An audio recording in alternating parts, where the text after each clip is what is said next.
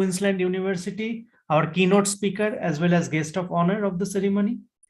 Dr. Shiva Kumar Udgata, our well-wisher, our long-time friend and the keynote speaker from University of Hyderabad. Professor Dr. Atmanand, Director MDI Murshidabad and patron of the conference. Dr. Bikramjit Pal, Conference Chair. Dr. Shuddhachitta Mitra, Conference Convener. Dear colleagues from MDI Murshidabad, students from MDI Murshidabad, and all the respected delegates of the conference. Welcome to ICBIT 2022, the third edition of the conference. This year, the conference is bigger than the previous two editions, both in terms of quality of papers and quantity of papers. With these words, we welcome you all to this two-day conference. This year, like previous year, a PhD colloquium is part of the conference. Once again, we welcome you all to this 2 days event. Hope there will be immense value additions on your part from the conference.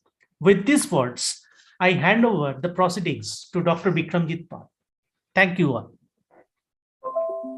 Thank you, Dr. Banerjee. So now I would like to request our director, sir, Professor Dr. Atmanand, to give his inaugural speech. But before that, let me introduce our director, sir, to the esteemed gathering. Professor Dr. Atmanand is a renowned economist, administrator, and academician, currently working as director of MDI Murshidabad. He also worked as director, additional charge of MDI Gurgaon. He was also the independent director of Central Bank of India, SAIL, and PTC India Limited. Dr. Atmanand's experience in teaching, research, and consultancy is of more than 34 years. He is one of the longest serving deans of India. He has taken many new initiatives like the launch of the MDI School of Energy Management, Journal of IMT Ghaziabad, and established MDIM, to name a few. He has contributed to various national responsibilities as member of the State Finance Commission, Government of Bihar, Planning Commission, Government of India, and as member of Ad hoc Task Force, Cabinet Secretariat, Government of India, member of Review Committee, Ministry of Ayush, Government of India, member of Advisory Committee, Ministry of Power, Government of India. Dr. Atmanand has authored 16 books and published more than 100 research papers in referred national and international journals. He has undertaken several consulting assignments in area of energy, insurance, infrastructure projects, social development, leadership, etc. He specializes in public enterprise management, management of energy and environment, power, oil and gas, steel, financing, infrastructure, projects, project finance, economic and business environment, public policy and management. His contribution of many years has been recognized in the form of awards like Rashtriya Gaurav Award for his excellence and contribution in the nation building, Indian Achievers Award for Corporate Leadership in 2010, Economic Development Award for Excellence in Higher Education 2011, Exemplary Global Leadership Award in 2010, and appreciation letters from various departments like the Ministry of Power, Government of India, and SAIL. Dr. Atmanand's vision statement is to have people around him who are thinkers and doers in one person. He expressed the policy of connect, nurture, and grow. With these words, I now request our director, sir, Professor Dr. Atmanand, to give his inaugural address and declare ICBIT 2022 as open. Over to you, sir. Thank you, Professor Bikram. Good morning, Honorable Chief Guest, Professor Raj Agarwal, Director, CMS IMA. Good morning. Guest of Honor, Dr. Vanita Yadav, Central Queensland University, Australia. Keynote speakers, esteemed professors and researchers from across the world, colleagues from the industry and academia, scholars, and my dear students. International Conference on Business, IT and Enterprise Architecture, ICBIT 2022, is a flagship online international conference organized by MDI Murshidabad with a theme of resurgence of business and economy post-COVID-19. COVID-19, as you know, has fundamentally changed the paradigm of sectors across the board in a variety of ways, changing business models, hastening technological adaptation, and altering customer preferences. In this backdrop, this conference intends to bring thought leaders from corporate sectors as well as academia to brainstorm on various relevant issues and find the possible way forward. It is with elation that I say that we have been able to achieve excellence in various spheres in a very short span of time since its inception in 2014. On the back of our concerted and relentless efforts, ICBIT 2022 is one of such efforts to create an ethical and knowledge-centric culture that values outstanding academic excellence, training, and research. Spread over 2 days of 16th and 17th December, the conference will bring together academicians, keynote speakers, researchers, and corporate practitioners from various parts of India, as well as a number of other countries across the globe. Like last year, the PhD colloquial once again is one of the features of this conference. I appreciate the hard work made by the conference chairs, Dr. Souvik Banerjee, Dr. Bikramjit Pal, convener Dr. Ravi Shankar Bhagat, and Dr. Suddha Chitta Mitra for making this conference happen. I also appreciate all my faculty and administrative staff for the continuous support in designing this event successfully. MDIM is of the firm belief that knowledge shapes character, and character is the essence of our identity. Hence, MDIM believes in holistic education filled with co-curricular activities that go beyond academics. MDIM's rigorous routine is designed to ensure that students come out learned, worthy, possessing domain-defining capabilities along with a strong character. I always believe that success will definitely embrace people who are thinkers and doers in one person and follow the policy of connect, nurture, and grow, CNG. Best of luck to all of you. Thank you. We wish to have a great event ahead during these 2 days. I declare the conference officially open. Thank you. Thank you, sir. Thank you, sir. Now over to Dr. Souvik Banerjee to continue the proceedings. Yes, thank you, Dr. Bikramjit Pal. Thank you, Director Sir, for your inspiring words as always. So hopefully your words will make our conference successful, and the way you inspired us in the today's morning. Thank you, sir, for that. Now, with this, it is an honor on my part to introduce you to our chief guest, Dr. Raj Agarwal, chief guest of the ceremony, and who is the director of Center for Management Education, All India Management Association. So he is also a visiting research professor in Montana State University, Billings, US. He has more than 35 years of academic experience of working in prestigious national institutions like All India Management Association, Association of Indian Universities, Motilal Nehru Engineering College, and other national institutes. He is member in AICTE Council and actively associated with NAC, NBA, Quality Council of India, DSIR, Department of Science and Technology, Government of India, and National Skill Development Corporation, among others. Dr. Agarwal is also represented in Board of Studies and Governing Council of several institutes and universities. He has organized several training programs, both for reputed public and private sector companies like ONGC, Engineers India Limited, Power Grid Corporation, Delhi Metro, NTPC, Indian Oil, HDFC, ICICI Bank, etc. He also delivered sessions in these programs as resource person at middle and senior level. Dr. Agarwal has done PhD from Allahabad University, a prolific writer and keen researcher. He has written more than 100 articles in leading national and international journals. He has also authored and edited more than 10 books on management. He is also associated with World Bank and regularly invited by national and overseas organizations to deliver talks on contemporary economic and social issues. With these words, I request Professor Dr. Raj Agarwal to kindly deliver his speech. Thank you, Dr. Banerjee, for a very prolific presentation of my CB.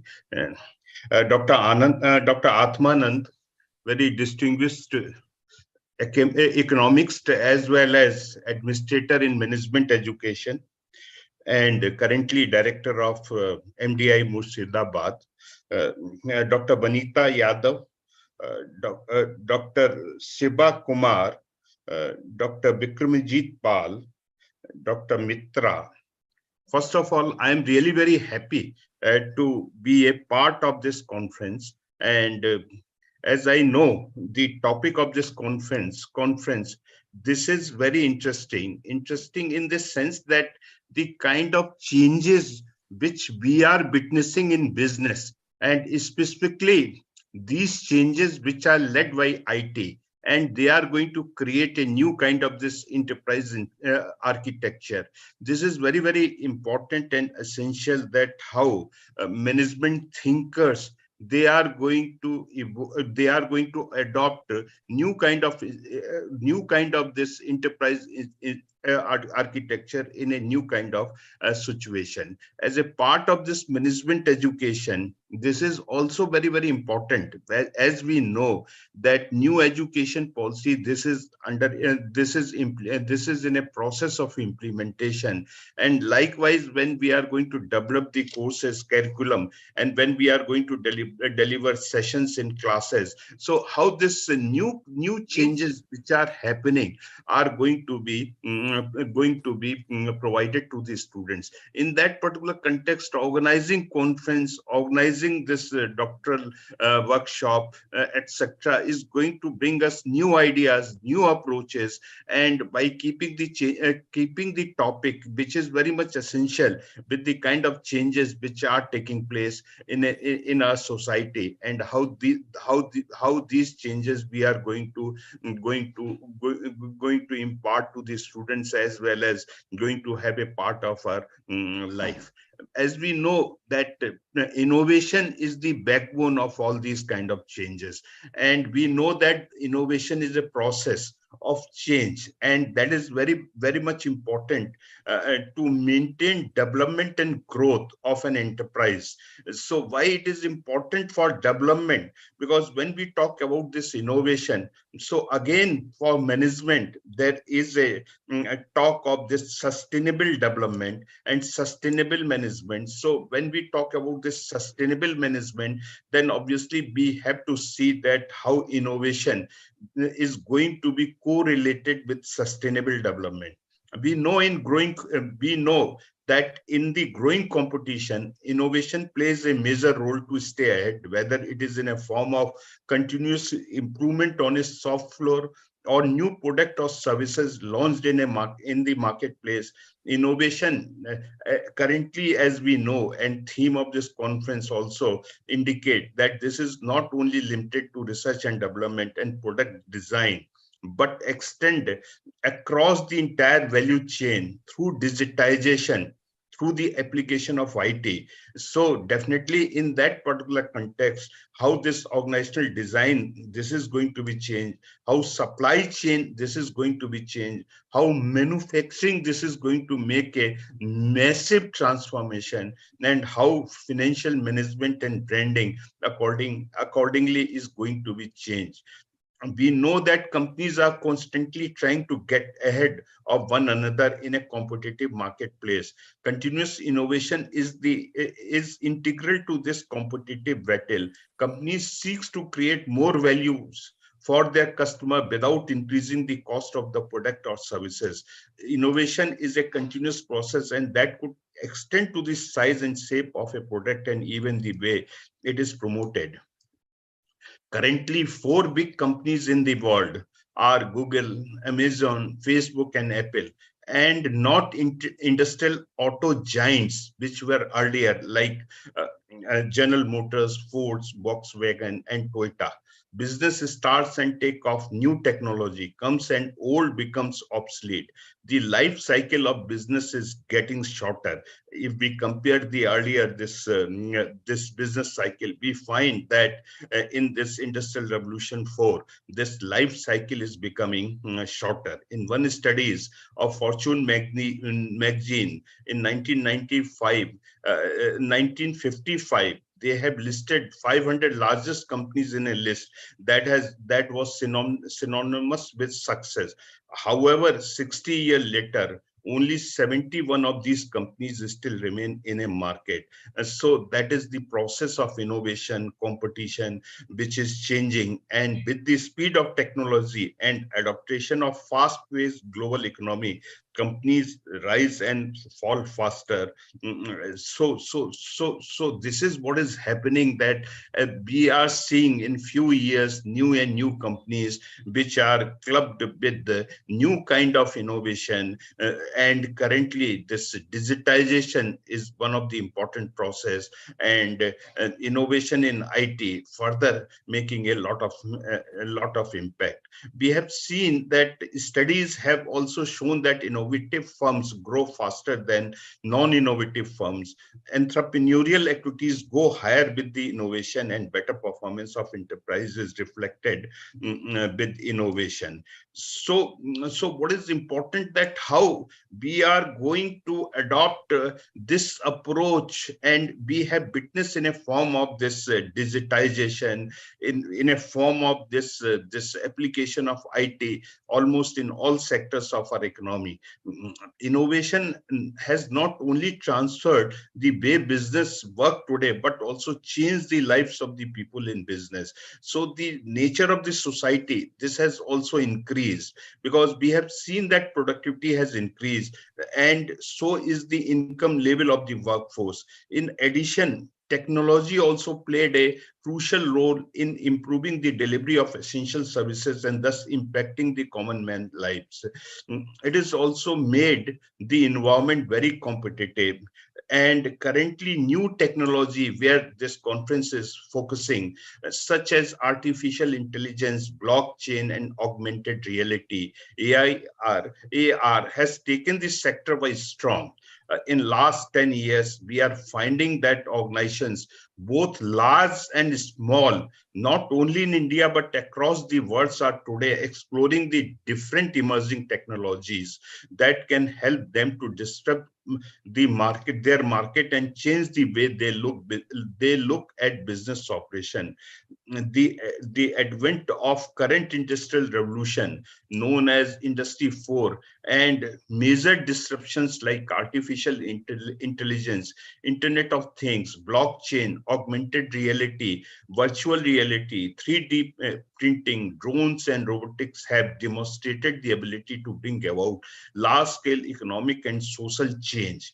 It has been realized that these changes have power to disrupt industries and have tremendous impact on their growth and employment. Technology not only represents newer way of doing things, but also has the ability to create a lasting social and economic change. Here, the social and economic change is also very, very important when we talk about innovation, when we talk about disruption, when we talk about digitization, and when we talk about this increase in productivity.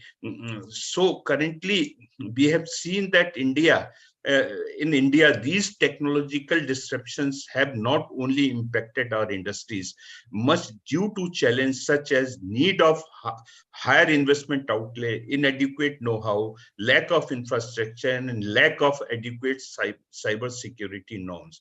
But these changes are, however, associated with benefits such as cost reduction, higher efficiencies, safer factories, and faster speed to market.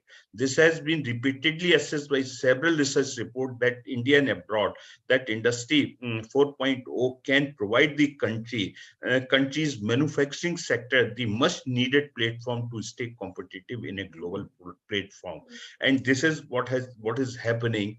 We too have seen that one of the largest digitization initiative in the world is Digital India. which aims to transform India into a digitally empowered society and knowledge economy. The Niti Aayog has set a target of US dollar 1 trillion by 2025 for digital economy in India. So we are emphasizing a lot that how through digitization and how we are going to transform our manufacturing sector. But we know that our manufacturing sector is still in a post-electrification phase with use of technology limited to the systems that functions independently of each other. The integration of physical system on cyber platform may provide to the Indian manufacturing sector and especially MSME much needed boost. So therefore, what is important that innovations, digitization, but this requires successful management in new millennium by developing new methods and approaches to suit the challenges and opportunities of this new era of globalization. And when we talk about this successful management, then definitely this challenge of sustainability is one of the important factor. Earlier, Club of Rome has pointed out limits to growth. And further, there was a North-South dialogue, then South-South dialogue. Then this United Nations has adopted sustainability as one of the major motto goal. And definitely currently, not only in India, but all over the world, that how sustainable development that may happen with globalization, with the innovations, with digitization, with the industrial revolution 4.0. That is very, very important point. So here we need a very successful management in our textbook, in our classroom, in our conferences, as well as in various seminars. Sustainability, we know, is the ability to retain or maintain something at a certain level, certain rate or level. This could be applicable to absolutely anything from your weight loss diet to environment and planet Earth. In business sustainability, we have seen that it has been perceived in different ways, but currently where environment and social governance, ESG is a primary context in which business sustainability is referred to. An article published on a Harvard Business School website says that business sustainability is doing business without negatively impacting the environment, community, or society as a whole. Therefore, it is very, very important that how we are going to take these aspects of ESG into consideration, and we are going to focus also in our conferences because currently there is a lot of emphasis in various articles, various researches to include this particular aspect when we talk about innovation, when we talk about high economic growth rate. So how this sustainable development, as a student of economics, I know that there is a complete paper in my postgraduate days, this development economics. So where this development economics major emphasis was given that how this unemployment, poverty that can be reduced by having a sustainable development in a society. So therefore, it is very, very important that in the present context, how there are going to be more and more researches and how we are going to include this particular aspect in our conference. So then more and more researches and more papers can come, because we know that sustainable management takes into account the fact that irresponsible economic actions make it difficult to preserve the division of labor and a livable planet in a long run. It is concerned with people long-term well-being, including the business itself. It aims to find answers on how we meet our needs without harming future generation, natural and social resources. So these are the important elements which constitute sustainable management, where we definitely can emphasize on long-term profit by taking into consideration environmental sustainability as well as societal sustainability. So with these words, I'm really very happy to come here and to share some of my thoughts. And this conference is definitely very encouraging And I hope that these papers and then doctoral dissertations, etc., may provide new ideas, new thoughts, new approaches by which we can learn in so many B schools, in so many conferences, and we can propagate these ideas in a very, very effective manner for a better world. Thank you very much, and thanks for inviting.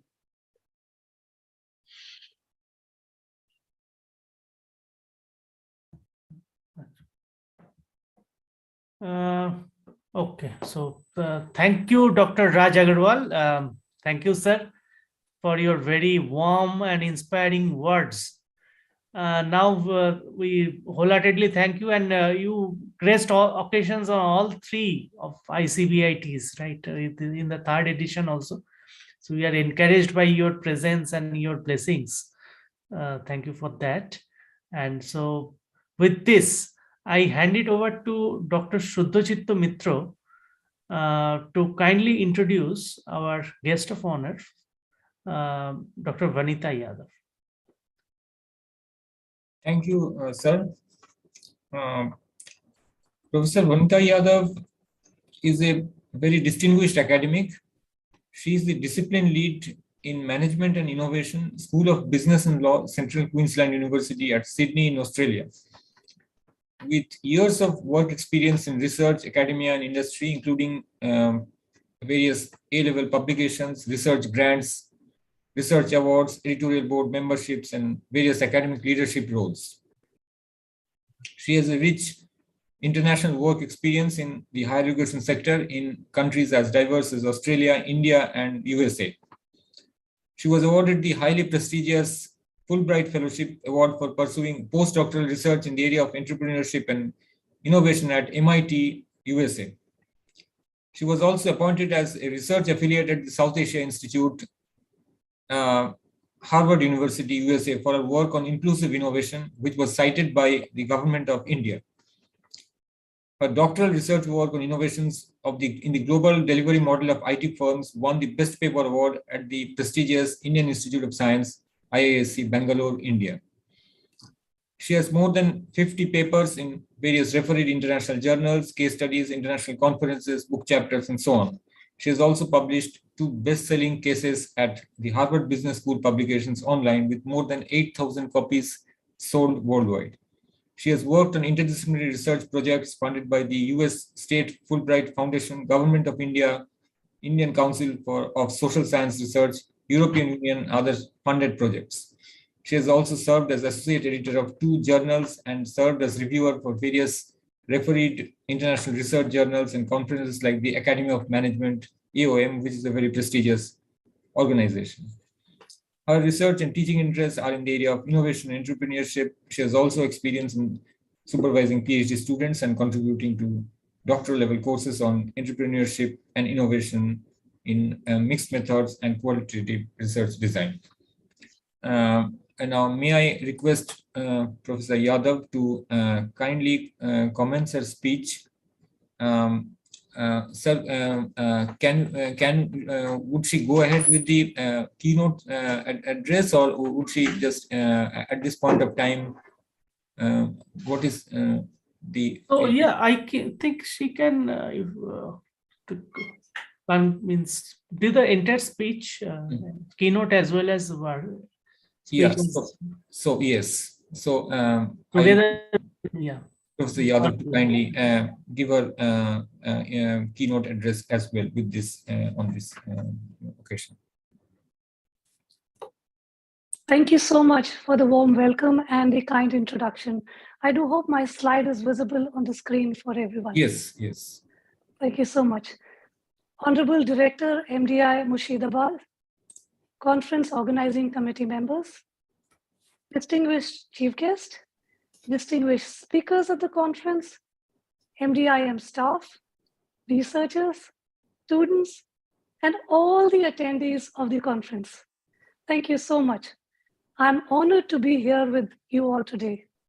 The conference theme, Resurgence of Business and Economy post-COVID-19, is indeed very relevant and of great importance for Indian organizations to move ahead post-COVID-19 This would entail innovating our business models, adopting resilient and sustainable strategies to survive and thrive in the future.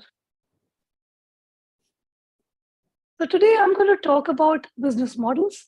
I'm also going to talk about sustainable business models and the role of technology. As a takeaway from my talk, I would share with you simple strategies that you as a business leader or you as a researcher can use to shape or create business models of tomorrow.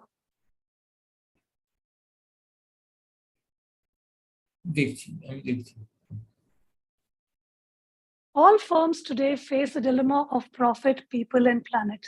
So this is not really rocket science. We've talked about it. We've really drummed it. And the keynote also started with a talk on sustainability. So this dilemma exists. So this elephant in the room is sustainability. It exists. And this determines the choices that organizations make in terms of choosing a particular business model. This triangle is often referred to as the sustainability triangle, which can be used as a guide to visualize meaningful business model designs. Each angle represents one dimension of sustainability, namely strong contributions to the planet or the ecological benefits, strong contributions to people or society, social benefits. And then, of course, there is this economic benefits or the profit motive. At the center, if you see in this diagram, there is a sweet spot, which represents an ideal scenario, an ideal scenario of a world wherein all three dimensions of profit, people, and planet merge. However, unfortunately, in reality, majority of the enterprises are crowding at the profit angle of the triangle. So they miss the other elements. And in today's environment, it's prudent not to ignore the other aspects and bear in mind while designing or redesigning our business models. So that comes to the next point of my talk today. So what exactly is a business model and what do we know about it? Historically, if you were to look at this concept and how it's evolved, it emerged from industry with a growing interest in this area. Subsequently, research has flourished. However, there is a lack of theory and a lack of understanding in terms of defining a business model, understanding or interpreting a business model. So if I were to ask each one of you, everyone who's logged into the conference, and I see that there are 91 conference attendees today. So if I were to ask you, what exactly is your understanding of a business model? Believe me, I'm sure I will get a varied mix of responses. For example, some of you will say that it's a method, it's a tool, okay? Some of you would call it a plan or a strategy of doing business. In other words, it can be described as a blueprint for a strategy to be implemented. How? Through organizational structures, processes, and systems. Then there is a pattern perspective in this area. It's drawing from the design school, wherein a business model is often recognized as a pattern of interdependent. So there is linkages, there are dependencies, which can be mapped into a framework. And I'm sure many of you would be familiar with the business model canvas, having the 9 building blocks, like the value proposition, your customer segments, relationships, resources, activities, external partnerships, costs, and eventually your revenue streams. Moving away from the pattern perspective, there are people who might even say that it's a story. Yes, you're right. It can be a story. It can be a narrative of how a business works, a story of your customer, a story of what your customer values or needs, and eventually a story of how your business makes money. Then again, some will call a business model as an architecture of product, service, or information flows involving actors and eventually resulting in sources of revenue stream. Whatever be your definition of a business model, My recommendation to you and the key takeaway from my talk today would be that you must understand it from the perspective of value. So it's all about value, ladies and gentlemen. Value is the reason why customers buy products. Value is the reason why customers shift from one firm to the other. Value materializes when it solves a real world problem or addresses a customer's need. So from a business model notion of value, the notion of value encompasses three aspects. So if you want to look and pay a little attention to the slide, we have the create aspect, the deliver aspect, and the capture aspect. So that entails the entire gamut of what will go into designing a business model. So one can create value through your product or service offerings that seeks to solve customer problems or satisfy a customer need. Then you create value by maintaining relationships, building, strengthening, and growing those relationships, nurturing them. To do this, you would need some resources. So they are going to be your key resources, some of your assets. For that, you need to perform some of the key activities that are very much integral to your business model. You have all this is of no use until it has been delivered to the customer. So that entails delivery aspects of a business model. Delivery happens through channels, your channel touch points, your communication, distribution, and sales channels. You can't do everything under the sun yourself as an organization. For that, you need partnerships. So the role of partners is extremely key here in terms of designing your business models. And finally, and eventually, you capture value for your own organization through your revenue streams, aka your profits. You reduce your costs through increased efficiencies, wherein the role of technology applications becomes extremely important. Then there are intangible aspects of value capture, which would increase goodwill of your firm. That increases your brand value. That directly translates into your firm's valuation, which is an absolutely positive influence or an outcome. So it's all about value. Today, every business is a tech business, ranging from your local grocers who would deliver at your doorstep to a small mobile app to large manufacturers using all kinds of technologies ranging from robotics to artificial intelligence. Firms are increasingly relying on broader array of enabling digital technologies. And there are plethora of examples like the Internet of Things, big data, artificial intelligence, and so on and so forth. We are bombarded with newer technologies right at the moment, right at this point in time when we are talking to each other. So today, as a manager, you're trying to identify and manage newer business models around technology or are creating newer business models that are shaped by technology applications. I'm sure many of you would have heard the business case that consulting firms make. So the consulting firms would often make a rudimentary business case that technology can lead to cost savings. Great. We know that. So that's not the point that I'm trying to make here. So that's not the business case that we need to argue. Rather, a more critical question now is, we know that technology is here. We know that its application is likely to increase multi-fold in years to come. So how can we harness the power of technology to create responsible organizations using the lens of sustainable business model innovation? Technology-enabled business model innovation is the way to go. You can harness the power of technology by impacting these three aspects of business model under the broader umbrella of value. So there can be technology use of applications around the value creation aspects.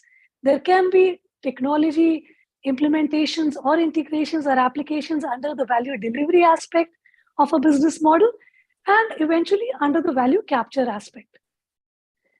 Value creation using technology would relate to technology-enabled services designed to optimize your product or service offerings, or using your technology for maintenance of products or services for customers. Value delivery can relate to setting up of operational processes and activities to deliver the value promised to customers. For example, a manufacturer could use AI capabilities to improve the work of frontline and even back office staff and tech support systems. So that increases efficiency, reduces cost. What you're doing effectively is capturing value there. However, research has shown that many firms, unfortunately, fail to fully consider the value delivery dimension of technology. One can innovate a business model by integrating technology across these three aspects. And in future, with Industry 4.0, there is going to be seamless value chains, seamless supply chains. And an organization's business model can work as a seamless entity by collaborating with companies, other companies, your partners, your suppliers, by tapping on this opportunity offered by these emerging technologies. You can even come up with newer revenue streams that enhances your value capture aspect of the business model. For example, tech implementation may provide new revenue sources for newer services. There is a caveat here, and I would like to highlight the caveat, which often gets unnoticed under the larger drumbeat of the benefits. The caveat here is the high cost of maintaining the technology infrastructures. Now, what does this translate into? This translates into understanding the financial viability to make a go or a no-go decision for the adoption of technology in a firm's business model, which is a strategic choice, which the top management has to make in terms of giving a go-ahead to design or redesign a firm's business model. If you look at the slide, this just gives an example of AI implementation, wherein if you, on the left-hand side, there are these 4 ways or 4 applications. And if you look at the rows, how they have impacted across the various aspects of a business model. We already know forecasting and monitoring and control. This has been in existence, so this is not rocket science. Firms have evolved and grown beyond this. Technology is being used to do this. What we are seeing now and what's going to happen in the future is autonomous decision-making, autonomous features and applications of technology. What does that translate into? That translates into a fine balance between, drawing a fine balance between using technology versus using humans for doing that aspects of or processes involved in a business model. So there is a dilemma here, there's a fine line here that needs to be drawn, which is still a debatable topic and still a relatively less understood application. So application of technology can fine-tune and enhance value creation, value delivery and value capture. However, this also means that business model innovation processes tend to become more and more complex, with autonomy coming into play, with newer technologies coming into play. And having said that, there are numerous possibilities for capturing value using technology in terms of reducing costs and newer revenue streams, or even coming up with totally new products, new services, or totally new, absolutely new business model designs. That takes me to the next thing that I would like to emphasize here, which is the notion of value.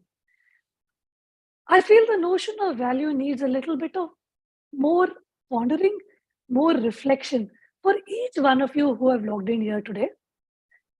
A majority of firms still pursue only one form of value, which is, no marks for guessing here, the economic value or the profit motive. In a lot of corporate organizations, technological advances towards sustainability are primarily incremental, smaller, slow-paced initiatives. Many organizations find it difficult to meet their sustainability targets. Some don't even consider sustainability targets as genuine goals. It's often treated as a window dressing one-off event. Therefore, organizations have to move up the ladder. So we have to move beyond just looking at economic value. We all know that sustainability issues like growing inequality, deterioration of our natural environment is propelling us to come up with more innovative solutions. Organizations today, you can't just turn your faces away from sustainability issues.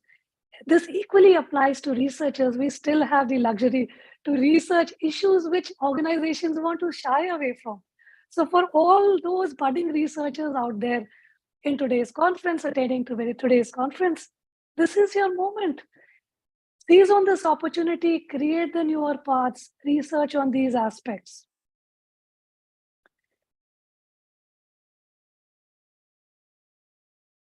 This refers to this entire slide, in a way, talks about sustainable business model innovation, wherein a business model innovation is about innovating any of those three aspects that I've been talking about in business models. That's around value creation, value delivery, and value capture. When we go a little further, we reach the realm of sustainable business model innovation, where the view of value is a little bit more holistic. It's a view of value that goes beyond just mere economic value, and it touches upon social and environmental value. So you're moving from just a profit, ensuring profit for your shareholders, to a multi-stakeholder perspective, including even societal stakeholders.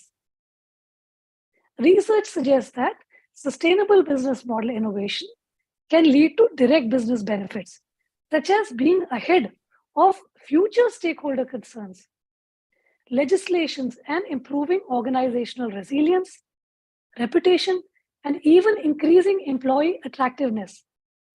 Remember, people like to join and work for organizations that are responsible. It gives a higher meaning and a sense of purpose at work. However, despite these benefits, there is still lack of interest in exploring or adopting sustainable business models in practice.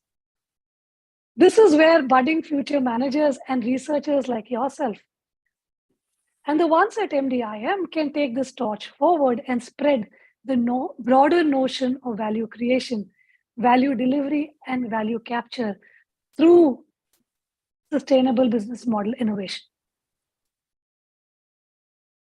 Well, the road is not so easy. When did I say it was easy? There are going to be barriers. At the same point in time, there are going to be enablers as well. So if you would like to look at this slide, and this is just a tip of the iceberg. And for all those researchers out there, each one of these aspects is an area wherein you can write your own PhD thesis or research individually in depth. So starting from institutional level, are you just looking at barriers can be when you are just having a profit maximization for shareholder perspective. At the same point in time, it can become an enabler when you look at it, when you combine the shareholder and the stakeholder perspective. Are you looking at short-term aspects, or are you looking at it from a long-term aspects? So the same institutional aspects can become barriers or drivers. Eventually, in terms of strategy is if you were to look at it from a barrier perspective. Barriers at the strategy level can inhibit space for innovation, tilt the focus towards working in silos, beliefs that guide organizational behavior that leads to a functional strategy.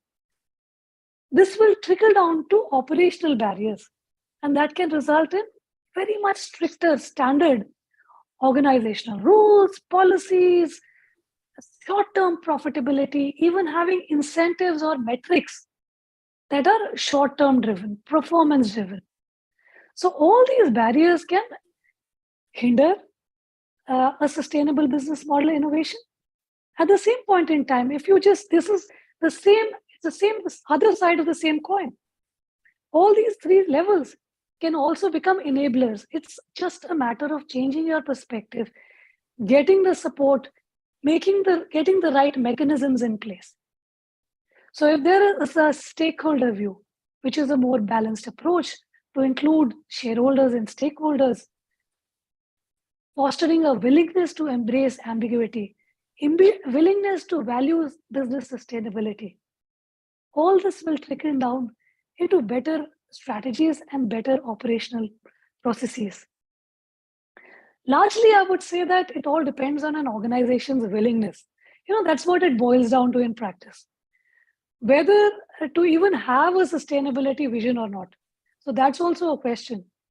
An organization's willingness to plan for resilience. For example, thousands of organizations worldwide had not planned for COVID-19.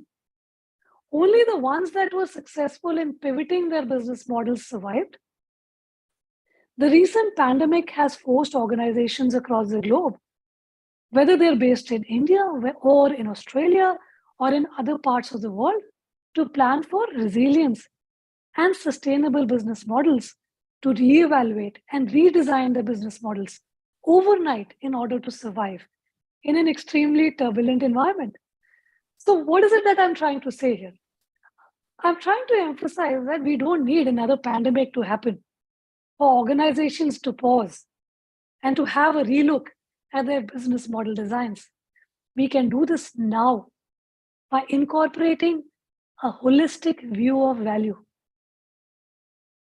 Which leads us to our concluding question. Great. So how do we create a sustainable business model? There are multiple ways to do it. In today's talk, I will share with you the lean startup approach or an experimental approach. So think like a lean startup. So this is just one of the approaches, and there can be many others. If you think like a lean startup, which involves experimentation, which involves pivoting, this experimentation process starts with an input. So if you see that input is on the extreme left-hand side, wherein you have your initial business model. So this could be your initial idea, or it could be your current idea, or it could be something that you're thinking of developing in the future, or it could be your problematic business model. So you have to begin with something, right? The next step is the analysis phase. The analysis phase involves analyzing dependencies. Dependencies within your business model, dependencies with others. And dependencies can be understood in terms of what does your business depend on?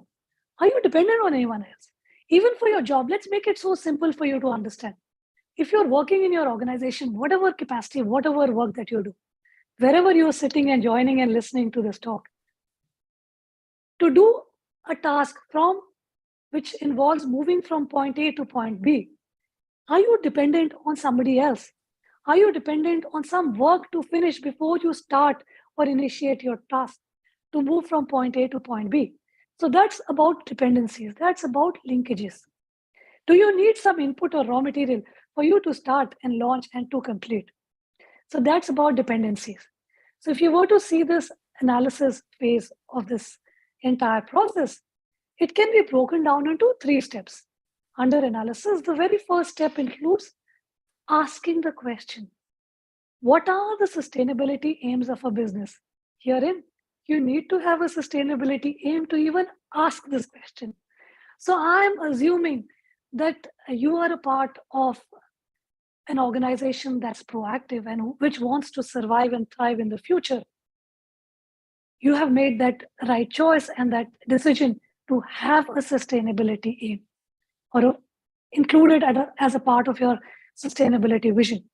So the first step is, what are the sustainability aims of my business? It includes defining the sustainability aims by exploring, managing, and changing all the dependencies and interlinkages. Through what? Experimentation. The possibilities are endless. It would involve destroying existing dependencies or modifying dependencies or creating new dependencies. For example,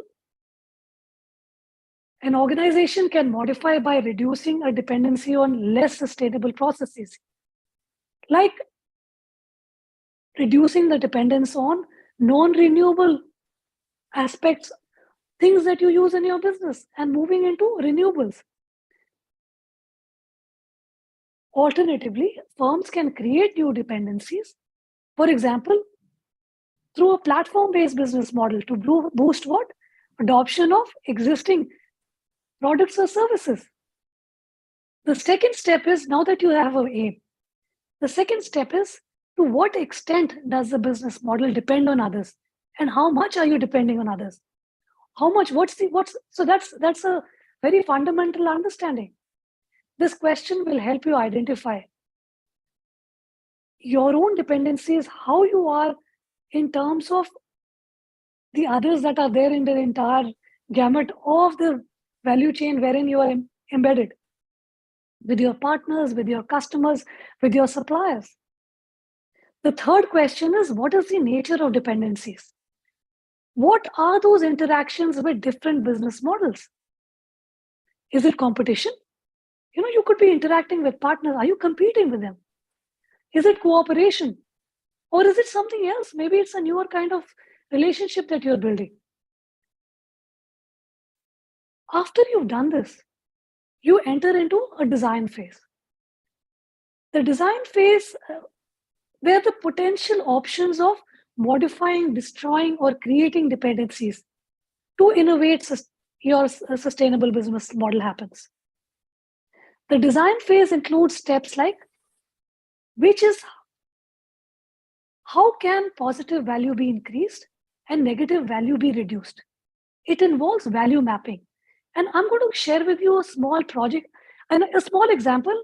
It's a very large project that I'm currently working on in Australia that talks about, that involves reducing food waste in institutions, larger organizations, public sector organizations, corporate sector organizations. Remember, we don't waste food at home. All organizations, all businesses also land up wasting food. So what we are doing in this funded project here, under the Cooperative Research Center at Funded Research at Australia, is that we are trying to identify and map the wastage of food by mapping in the entire business model the various dependencies, the various touch points, identifying where all the food is being wasted, where all negative value is being generated. Anything of negative value is destroying value.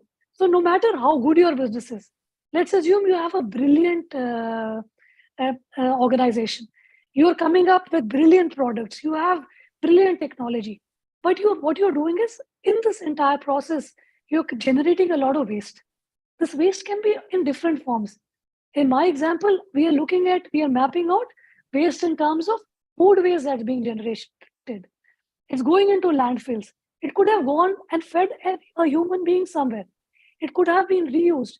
It could have been done in a more sustainable manner. All that plastic waste that's been generated in organizations.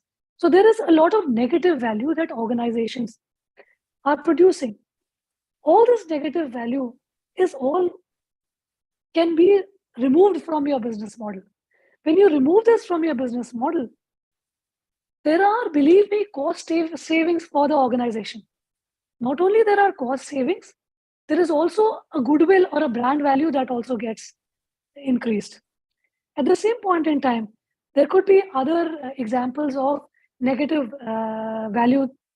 Let's assume that your organization is working in a place wherein the communities are being impacted.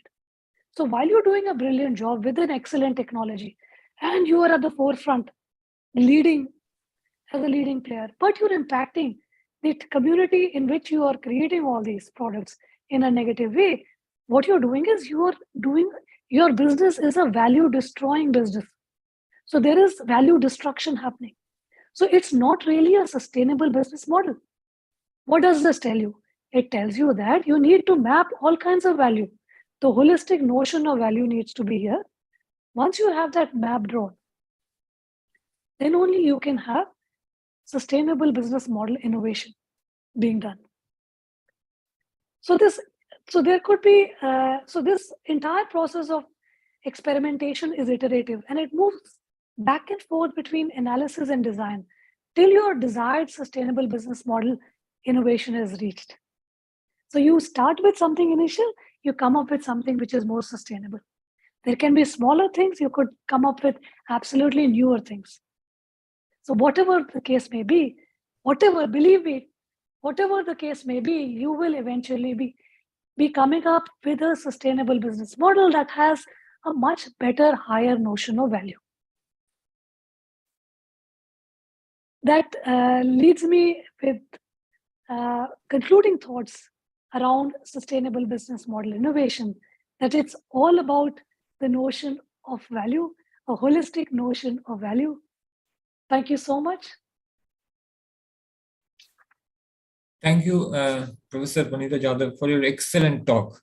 Everyone enjoyed it, and I believe that our research scholars and our faculty and everyone present here has got very valuable insights from your talk. We thank you once again for being part of our conference, and personally, I thank you for accepting our and on the behalf of organizers, I thank you for accepting our request for your talk. I thank you once again. Thank you. Yeah, thank you, Dr. Vanita. It's some excellent words. We had very rich knowledge we actually gained. We and as well as all the participants in the conference. So now over to Dr. Bikramjit Pal for the next proceedings. Thank you, Dr. Banerjee. Thank you, madam, for your nice talk. Our second keynote speaker is a great academician, researcher, scientist, what you can call. He is Professor Dr. Shivakumar Udgata. Okay, before I request sir for going for this keynote speak, let me just introduce sir. Dr. Shivakumar Udgata is a professor in the School of Computer and Information Sciences, University of Hyderabad, which is an institute of eminence. He served Center for Modeling, Simulation and Design as a director from 2012 to 2016. He was a United Nations Fellow and worked in the United Nations University, International Institute for Software Technology, Macau, as Research Fellow in 2001. His research focus is on intelligent algorithms for wireless communication, mobile computing, sensor network and applications. He has worked as principal investigator in many funded research projects in collaboration with Stanford University, University of California, IIT Delhi, and few others. He has published research papers extensively in many peer-reviewed international journals and conferences. Today, he will give a talk on explainable artificial intelligence for intelligent decision making. Over to you, sir.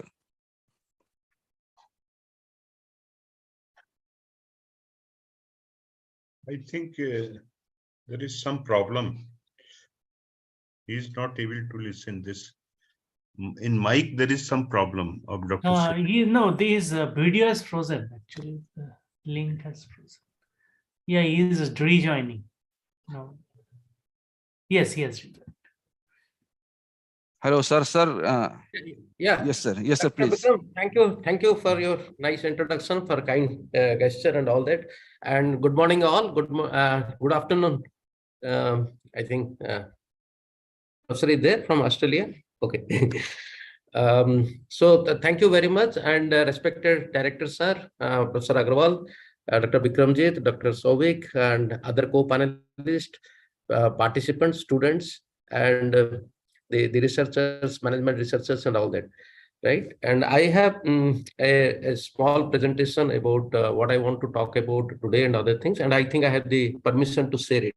Dr. Bikram, is it okay? Yes, sir. I think you can share it. Yeah.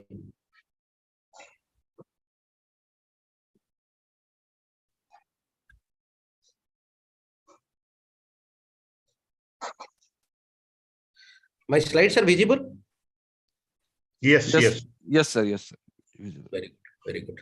So, as Dr. Vikram introduced me, I work for School of Computer and Information Sciences. It's at University of Hyderabad. I also direct a lab called WISECOM Lab, Wi-Fi Sensing Environment and Communication Lab. So there we do a bit of research on sensor networks, Internet of Things, artificial intelligence, machine learning, and other stuffs. So today I thought I'll talk about a kind of a, not very new, but 2-3 years old kind of a technology, which is called explainable artificial intelligence, or it is called as an XAI. The X doesn't, refer to the X, that means not past. The X here refers to the explainable AI, explainable part of it. And intelligent decision making, like how people take decision or how it can help taking decisions by different levels of managers like decision makers, etc. So we'll just talk about it a bit and then tell you some of the case studies or some of the issues that involves XAI. Right? Now, let's say, what is it actually? So I think if you can read the slides, it's okay. Otherwise, please listen to me also. What happens so far, even starting with 1980s or 1970s, since when the AI started taking off, or then there was a problem with AI, that AI is a very complex model, right? So the black box, it acts as a black box. You give it as a set of inputs, it gives you a decision. It recommends a decision. Now, how it recommends a decision, on what basis it recommends a decision, it is not able to explain us like a human being normally does, that this is the basis on which I'm suggesting this action. Like you go to a doctor and the doctor will ask you so many questions and then gives you a recommendation, a prescription, right? You do this, you do this, you do that. Now, these days, actually current days, doctors actually explain you, right, why they are suggesting this. But if you go back to 10, 20 years back, or maybe 30 years back, doctors used to prescribe only, they don't give any explanation. Now, what happens here, the kids, so you give the inputs, and the doctor is a very complex model here, which knows so many things actually. It uses its own model and then tells you that what should be the prescription. Now, similarly, the AI models are very complex, very large, very complex. It takes inputs, gives the output without focusing on or without explaining how it arrived at that particular decision. So we consider it as a black box. So AI algorithms often operate as black boxes that take input and provide output with no way to understand their inner working, right? We don't know how it works actually. Now, the goal of explainable AI is to make the rationale behind the output of an algorithm understandable by the humans. So that's very important. I think couple of slides I will only talk about that how this XAI, what are the new technologies that are coming up, so that it tells you the rationale behind taking that decision or suggesting that output, which is understandable by the humans or the managers or the users here. So there are many there are many AI models. Some models are inherently not black boxes. I repeat, not black boxes. That means, for example, people who know about decision tree, you give us 100,000 data points or samples, it will form a tree, and each branch of the tree is a condition. So it gives you several conditions. So your leaf node, or at the bottom, you have a decision. So you know that if you travel the tree, you go through the conditions. For example, if your salary is greater than 100,000 rupees, if your age is greater than 40, if your this is greater than this, that is why you are able to take this decision. So this is explainable. So there are certain models in, it's not certain, very few models in AI which decides. For example, regression, logistic regression. They are very simple models, but they are not very powerful models. They are not, their accuracy, their recommendations are not that good. So they are not being used extensively because they are not very good. But at the same time, they are in a position to explain certain things. But whereas other models, for example, these is deep learning, deep neural network, LSTM, your RNN, recurrent neural networks, your reinforcement learning. So these are some of the very highly complex AI models, which is able to give good decisions, but is not able to give you an explanation. So we want to build that, bridge that gap actually. Now, what is this actually? Why this model? Why you want to understand it? Why do you need to understand? Okay, the machine is giving me a solution and let me take it. Now, but the problem is that there is the decision making. If you depend on this model, depend on this AI, the decision what you take, they are very high stake decision making actually.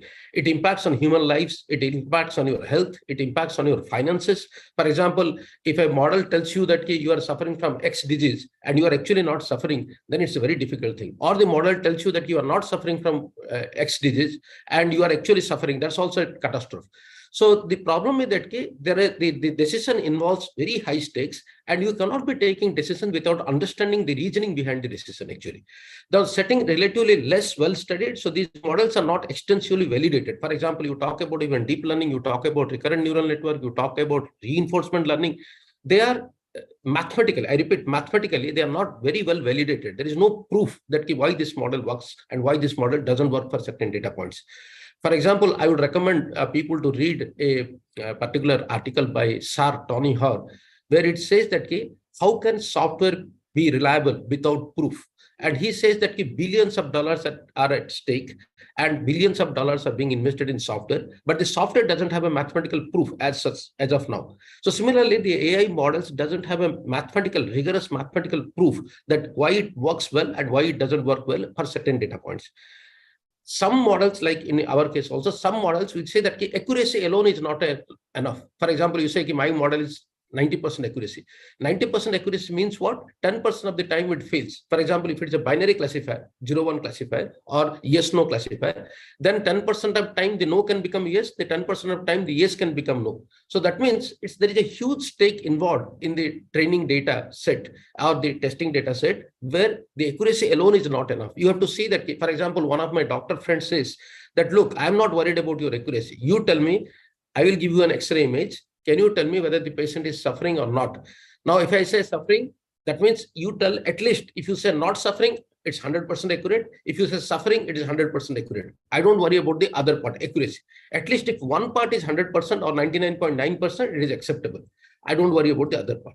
So there are some auxiliary criteria. There are many critical decision making. And in Industry 4.0, I think last time we had this topic, Industry 4.0, the problem is that they are completely dependent on AI models and all these things. And unless we are able to explain our understanding, explain the model or explain the reasoning behind the decision makers, the managers will not be able to take it. And that's one of the reasons actually. Now look at this. It's a simple thing. Now you see there are few images. And why I took this image is that a picture is better than 1,000 words actually. Now there are some wolves and there are some husky dogs. Husky is a particular dog breed actually. So these images says these images are given to an AI model. Now in all these cases, the AI model says that okay, fine. You see that there in the first picture, I think you are able to see my cursor there. In the first picture, there is a wolf and the AI model finds it that predicts it as a wolf. Perfect. Then in the second model, there is a husky. The AI model predicts as a husky. In the third model, it is a wolf. The AI model predicts as a wolf. But if you look at all the 6 figures, the bottom figure and the left bottom figure, it's actually a husky, but the AI model predicts it as a wolf. Now, if you look at, so there is only one mistake. But the problem is that if you look at the whole situation, right, people say that fine, the AI model is predicting well, or recognizing well, but there is only one mistake and there is no problem with that. Now, what is the problem here is that although there is one mistake, now what happens? Look at the second figure. The second figure says that if you look at this, you take a problem, right? You take the husky to the, let me go back to the first figure. Now here, look at this. The white part is the snow actually. The wolf part actually, where the wolf is sleeping or standing, there is a white part. The white is the snow. What happened in this case actually, when you take the husky and put it on the snow, it recognizes as a wolf because the wolf actually does not recognize, the model does not recognize wolf actually. The model recognized the snow. And in all the images, the wolf was found with the snow. So there are different postures of the wolf, some sitting, sleeping, etc. But the snow part is constant. So, the AI models, sometimes I say that they're dumb models because they learn from the data. They don't use any other method. So if you show images, for example, now let's say Dr. Bikramjit is sitting in his room and there is a whiteboard behind him. Now, when he sits in the room, sometimes his face is visible, sometimes he looks left, sometimes he looks right, etc. But the image of the whiteboard behind his chair is fixed, let's say.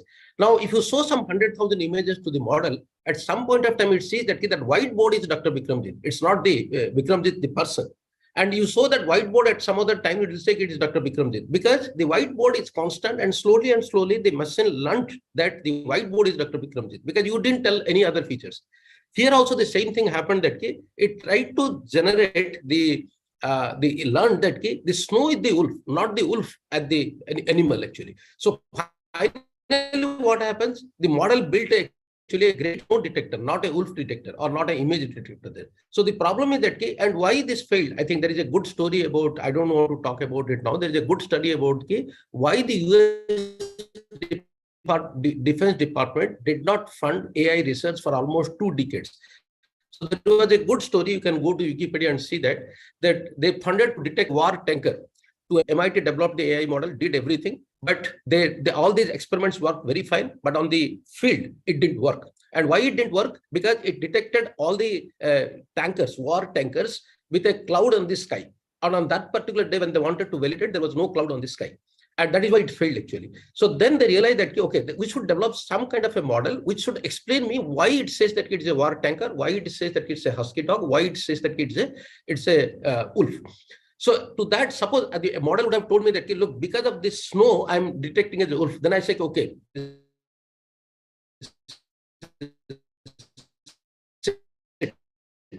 I mean, you can't do this. I will change the model. So this is exactly talk about it actually. Explain, and there are explanation. Agnostic means people who believe that there is no God, and they cannot say that you cannot have any explanation about the God. So for example, in this case, agnostic means that AI cannot be explainable, but people try to explain it. And there are many other models and there is one model called the diverse counterfactual explanation called the DICE model for machine learning. We'll talk about these two and then close it actually.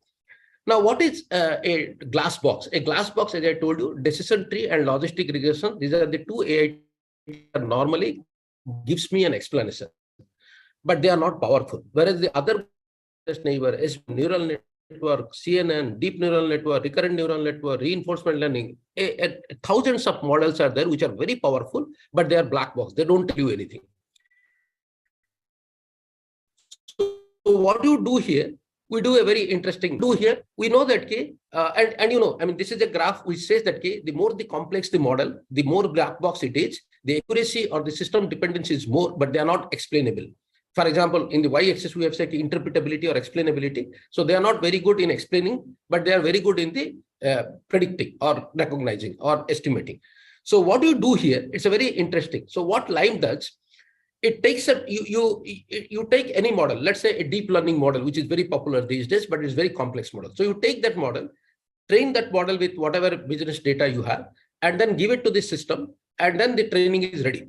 Next, you take another data item or a data sample, give to that system. The system will tell you an output. But how do you know why it is giving that output? There is no way that you can know why it is giving that output. So what do you do? We try to generate some 100, 200 points around that point, around that test point, and then give it to a model which is already explainable. For example, decision tree. You give it to the decision tree.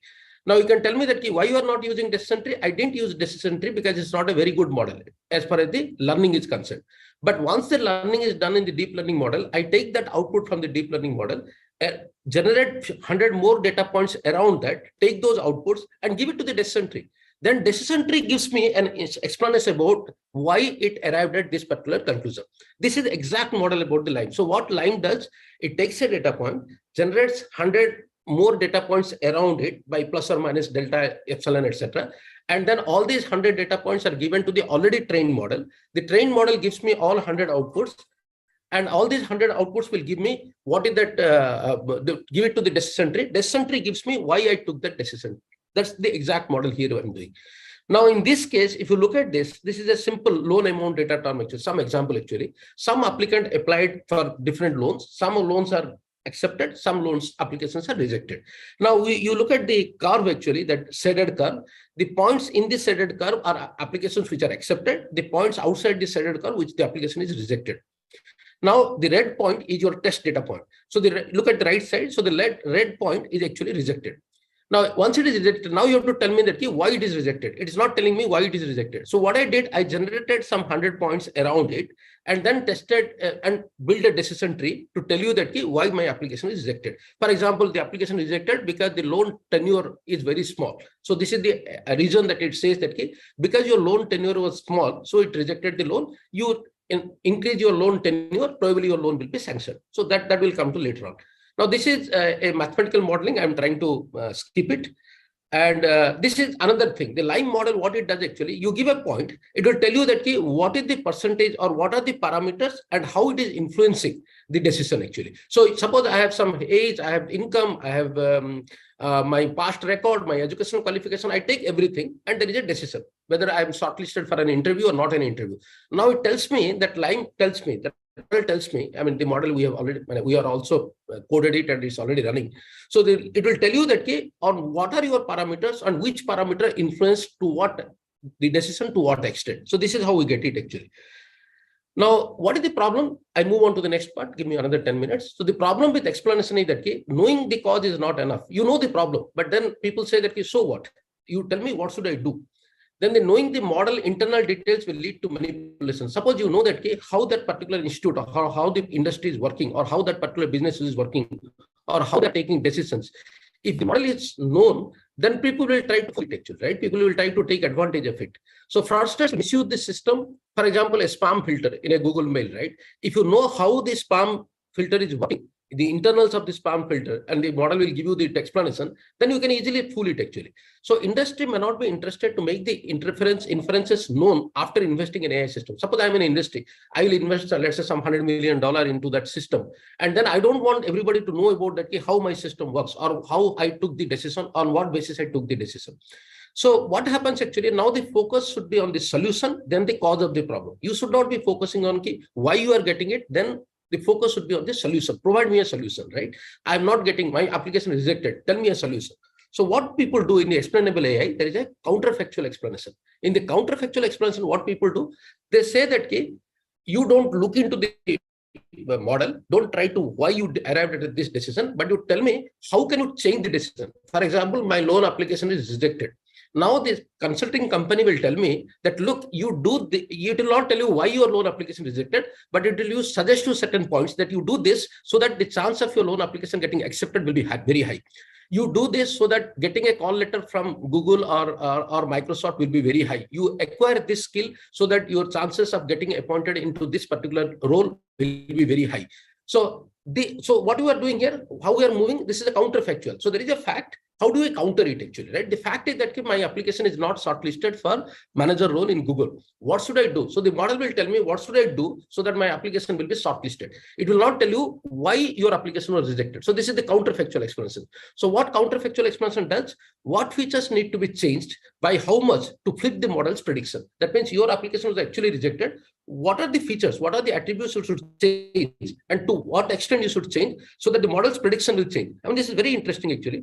If you look at this, in real life situation, the developer who may have invested, that's what I've already told you. And okay, let me go to the next slide. Now look at this actually. What is the counterfactual explanation actually? You have let's say there is a healthcare application and you have a prediction that, okay, your blood pressure is this, your blood protein level is this, your CBP is this, and all these things are this. And the model, you take this example and the model tells you that you have a 90% chance that you will get a stroke. Now that will scare somebody. Now what the model says, counterfactual explanation says that, I mean, you can develop a model and say that, or the computer science guys can develop a model and tell that, look, you reduce your oil by, let's say, 50 milliliter every day. Now, if you reduce your oil intake, your chances of stroke will come down to 20%. So I'm not saying that because of so many other things you are there. I'm just saying that reduce your oil intake by 50%, your chances will reduce to this. So in this case, I'm giving an explanation, a counterfactual explanation. So what is the fact? Fact is that currently your heart stroke probability is 90%. And I'm trying to counter it saying that you do something so that your probability will come down. How it does actually. So another example actually, your loan is rejected. Then the person says why, but instead of asking why, the question is that what action should I take so that my loan can be accepted? That's the idea. So it's a positive approach, knowing what is the reason actually. What to do? Look at this diagram actually. So the predictive model, there is a function there which is very complex function. It predicts that your loan application is denied, right? Look at the diagram actually. So what the applicant says that what recourse you suggest, right? I go to a consultant and the consultant will tell me what are the recourse you should take, what are the corrective measures you should take. Now, the recourse, it says that you do one thing, you take a credit card, take a loan on the credit card and repay it on 3 months. Then probably your loan application will be sanctioned. Now, this is what the recourse the model is suggesting. You are not suggesting. How it is done? This is very interesting. How it is done? Now, look at this. Look at the curve here actually. There are some red points. There is a blue point. The blue point means that your loan is rejected. and the red point means your loans are sanctioned. And the curve there says that this is the AI model, this is the function which separates the approved applications and rejected applications. Now, once your application is rejected, I mean, it's very interesting and it's very simple also, but it takes a lot of time. Now, your point is in the loan application rejected side. Now, there are other points which are on the loan applications accepted side. You find the minimum distance between the rejected point and the points which are there on the approved side. Now, the minimum distance will be whatever the minimum distance. So there are 100,000 points on the other side. You find the minimum distance, and that minimum distance is the difference between your attributes in the rejected side and the difference between the nearest point, which was application point, which was accepted side. You find the difference, and the difference can be, look at this. If there are some 100 points on this, on the other side, you have 100 differences. That means you have 100 different solutions. So in this case, in one of the solution, in this solution, it says you increase your income by 10,000. And the other side, it says you increase income by 5,000 and wait for another year or maybe 6 months. So that means you are not giving one solution, you are giving multiple solutions. Now, what is Rosomon effect? Rosomon effect is an effect where the same scenario will be considered by different people in a different way. That's the Rosomon effect. You see something, but it will be interpreted by different people in a different way. The same here. Your application is rejected, but different suggestions come that you do this, you do this. That is one suggestion. You do this and this. This is another suggestion. You do this and this and this. This is another suggestion. Now it is up to the manager to take what suggestion they like and others.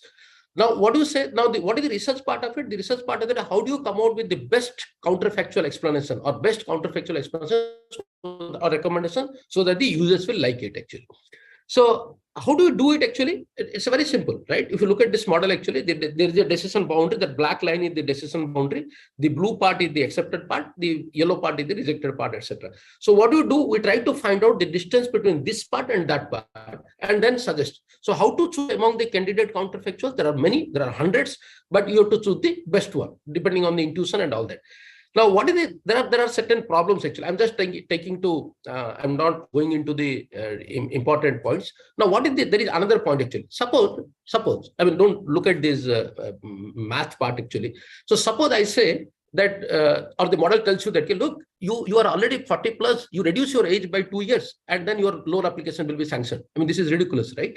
Because you cannot reduce your age, it can only increase. Or it says that, suppose, for example, in some healthcare application, it says that your height is too much and you should reduce your height. How do I reduce my height? So the problem here is that then the people came out with models and people have suggested that, look, we can say that certain attributes cannot change, or certain attributes can change in only increasing or decreasing, or certain. So in these cases, so you have to find out whether it is feasible or whether it is least cost. So this is also an important thing that when the model predicts, the model also predicts feasible solution. In feasible solution, it doesn't predict. Suppose it says that you change your category, you get a better chance of getting get a government job. I cannot change my category. So these are the certain things which the model trained over a period of time and tells you what are the feasible solution. What is take three? Take three is also an important thing. I'll tell you here. Now, suppose a causally feasible counterfactual. Now, look at this. Suppose I will tell you that, look, you do one thing, you increase your salary income by 5,000 rupees and you come back to me. Now, you cannot do it immediately. You go after 6 months or 1 year that, yes, now my salary is increased to 5,000, you give me loan. Then that guy says that, look, last year you were less than 40 years, now you are plus more than 40 years, now you cannot get the loan. That means what? There is a cause in the sense that there is a time. So, for example, if you have to suggest something, you also have to suggest that at what time, because the situation changes over a period of time. So the whole thing that I'm trying to tell you is that when the model can suggest you, and when it suggests you, it also suggests you with the time, with different parameters and other things. And once you get this application, now I tell you another example. Suppose there is an HR company, and the HR company says that he's getting some 100,000 applications, and he's also getting 100,000 job profiles actually. Now, one candidate goes to him and says that, look, I want a job in a particular role in Google. Then what it does, it has the trained model actually. It puts the attributes of this application and says, boss, you are not, as of now, you cannot get a call letter from the Google for this particular role. Then it says, what recourse you suggest? It says that you do one thing, you do a business intelligence course, or you, in some cases, and then your chances of getting a call letter from Google is very high. Then what happens? He goes back and then do a course on business intelligence and comes after 1 year. Now, after 1 year, when he comes, this company should not say that, okay, look here, you should be less than 30 years of age. Now you have crossed 30 years of age, so you will not get a call letter. So this, I'm trying to explain that, okay, when it suggests an explanation, it also takes time into account, the time dimension into account, and do all these things. So this is basically, I'm trying to tell you, people are working with counterfactual explanation, with finding out racism in hiring, racism in awarding contracts, etc. So when you analyze the entire data, you find that somewhere the racism comes in. In India, it's not very important, but there are certain countries where racism is a crime, right? So you cannot be doing this. And if a company does that, and if the government finds out, the local government finds out that, they can be heavily penalized actually. So the model will run and tell you that, oh, boss, you are taking, your decision seems to be racism, right? So don't do that. So these are some of the explainable models that AI can come out with, and they're doing a lot of research in the last 2 years to support Industry 4.0. So what happens, the explainable AI and Industry 4.0, they are trying to say that all these industry applications which are becoming smart, and there is a rationality behind it now. Now they are coming out with the rationality so that helps the managers to take decisions in the explainable AI. Now, role of explainable AI in Industry 4.0, if you look at the picture on the right-hand side, there are, if you look at explain particular model or many models, that's one. So if you look at left-hand side and right-hand side, it basically tries to visualize and tries to surrogate different models. What is a surrogate model? As I told you, I take deep learning model, or I take reinforcement learning model, etc., which are very complicated, doesn't give you any explanation. And then I add another model called decision tree to that, which gives you some explanation. So this is basically a surrogate model kind of a thing. So the entire model, if you look at this diagram, the entire model says that this explainable AI model methods can be used in Industry 4.0 to a larger extent, right? So it can work on a global model. Now, what is a global model? The global model is your counterfactual explanation, but because it finds the distance between all the points on the other side.